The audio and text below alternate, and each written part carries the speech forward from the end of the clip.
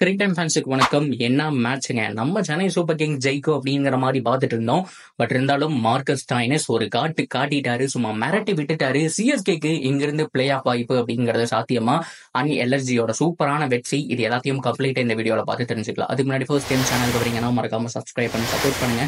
அப்பதான் அப்டேட் எல்லாமே உங்களை வந்து செய்யணும். சரி வாங்க வீடியோக்குள்ள போலாம். ஸோ ஃபர்ஸ்ட் ஆஃப் ஆல் சிஎஸ்கேக்கு தொடர்ந்து டாஸ் அப்படிங்கிறது லாஸ் ஆகிட்டே இருக்கு. ஸோ அதுக்கு தனியா புக்கெல்லாம் வாங்கி படிக்கணும் போல அப்படிங்கிற மாதிரி ருத்ராஜ் சொல்லியிருந்தாரு.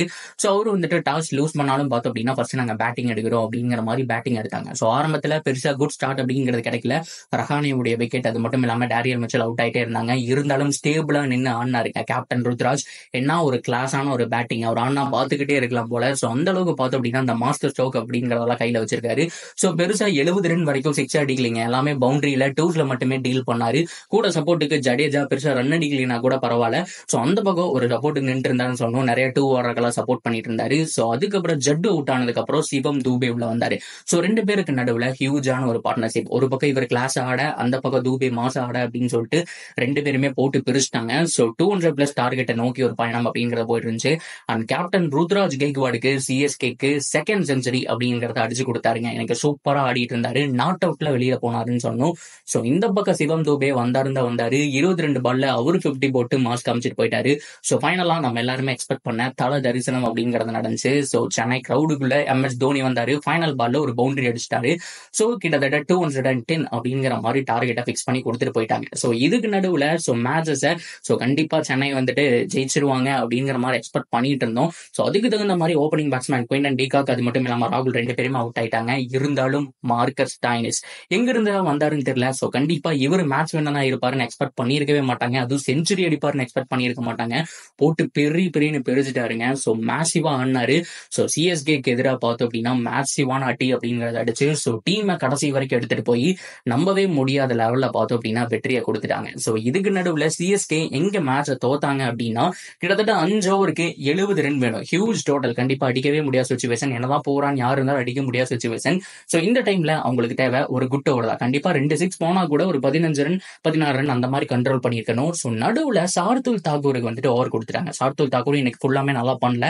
ஸோ தீபக் சகர் கூட ஓரளவுக்கு பண்ணியிருந்தாரு, விக்கெட் எடுத்திருந்தாருன்னு சொன்னோம். ஸோ அந்த நிலைமையில தேஷ்பாண்டே யாரா இருக்கும்போது கூட சார்துல் தாக்கூருக்கு ஒரு ஓவர் கொடுத்தாங்க. ஸோ நிக்கோலஸ் பூரான் வந்துட்டு போட்டு பிரிச்சிருவாரு. ஸோ ஆல்மோஸ்ட் 22 ரன் சம்திங் என்னமோ போகும். அந்த ஓவர் தாங்க டேர்னிங் பாயிண்ட். அது என்ன ஆச்சு அப்படின்னா கிட்டத்தட்ட ஆல்மோஸ்ட் 4 ஓவருக்கு 54 அப்படிங்கிற மாதிரி வந்து விட்டுருச்சு. அந்த ஒரு ரன் அப்படிங்கிறது அவ்வளவு தூரம் வந்து விட்டுருச்சு. ஸோ அதனாலதான் டார்கெட் அப்படிங்கிறது ஈஸியாச்சு. எல்லா ஓவர்லயுமே 15 மாதிரி அடிச்சு ஸோ கம்ஃபர்டபுளா சேஸ் பண்ணாங்க அப்படின்னு சொன்னோம். ஸோ 10 ரானா கிட்ட இருந்த ஒரு ஓவர் வந்துச்சு. அன்லக்கி பவுண்டரிஸ் அப்படிங்கிறது நிறைய கொடுத்துட்டாங்க. ஸோ இந்த சுச்சுவேஷன்ல சிஎஸ்கே கண்டிப்பா ஃபைனல் ஓவர்ல முஸ்டபிசூரை நம்பினாங்க. ஆனா முஸ்டபிசூர் பெர்ஃபார்ம் கரெக்டா பண்ணலைங்க. So no ball. ஸோ அது மட்டும் இல்லாம ஸ்டேட்ல அந்த காட்டன் போல்ட் ஆக வேண்டியது விட்டுட்டாரு. ஸோ ஏகப்பட்ட ஃபீல்டிங் மிஸ்டேக் நடந்துச்சு. ஸோ அது வந்துட்டு டியூ ரீசனா வந்துட்டு 2 டீமுமே பண்ணாங்க. ஸோ அப்படி பார்க்கும்போது அட்வான்டேஜ் எல்எஸ்ஜி பக்கம் இருந்துச்சுங்க. ஸோ செம்மையா இந்த மேட்சையும் அவே மேட்சையும் பார்த்தோம் அப்படின்னா வின் பண்ணிட்டாங்க. சிஎஸ்கேக்கு ஹோம்ல ஒரு தோல்வி அப்படின்னு தான் சொல்லணும். முதல் தோல்வி ஹோம்ல சந்திக்கிறாங்க. ஸோ தொடர்ந்து இன்னும் 2 ஹோம் மேட்சஸ் இருக்கு. ஸோ இதுக்கு நடுவில் சிஎஸ்கே குவாலிஃபை ஆவாங்களா அப்படிங்கறதா மிகப்பெரிய கேள்வி. ஸோ 8ல 4 தான் வின் பண்ணிருக்காங்க, 4 லாஸ் பண்ணிருக்காங்க. ஸோ இந்த சுச்சுவேஷன்ல இருந்து இன்னும் 6 மேட்ச் கையில இருக்கு. அதுல இப்போதைக்கு பேக் டு பேக் இன்னும் 2 ஹோம் மேட்சஸ் அப்படிங்கிறது இருக்கு. ஸோ இதுக்கப்புறம் அவே பஞ்சாப் மாதிரியான சின்ன டீம்ஸ் கூடயும் இருக்கு அப்படிங்கறதுனால சிஎஸ்கேக்கு சான்ஸ் இருக்கு. பட் இருந்தாலும் டாப் 2 போறது அப்படிங்கிறது கொஞ்சம் கஷ்டம் தான். ஸோ சிஎஸ்கே நிறைய சரி பண்ணணும், பவுலிங் யூனிட்டை மாத்தி அமைக்கணும். ஸோ இம்பாக்ட் பிளேயரா ஏன் தான் சார்துல் தாக்கூர் கொண்டு வந்தாங்க தெரியல. இன்னும் சிம்ரன்ஜித் சிங் அப்படின்னு ஒருத்தர் இருக்காரு. ஸோ அது மட்டும் இல்லாம முகேஷ் சௌத்ரி ஒரு மேட்ச் அடி வாங்கினாலும் இந்த மேட்ச் கொடுத்துருக்கலாம். ஸோ சார்துல் தாக்கூர் இந்த மேட்ச் அடி வாங்கிட்டாரு. ஸோ பொறுத்திருந்து பார்ப்போம் எந்த மாதிரியான மாற்றத்தோட சிங்கங்கள் கம்பேக் கொடுக்குறாங்க சொல்லிட்டு. ஸோ இந்த மேட்சை பத்தி என்ன நினைக்கிறீங்க அப்படிங்கறத சொல்லுங்க. தொடர்ந்து அப்டேட்டுக்கு சேனல் ஒன்று நினைச்சிருங்க. மறக்காம சப்ஸ்கிரைப் பண்ணி சப்போர்ட் பண்ணுங்க.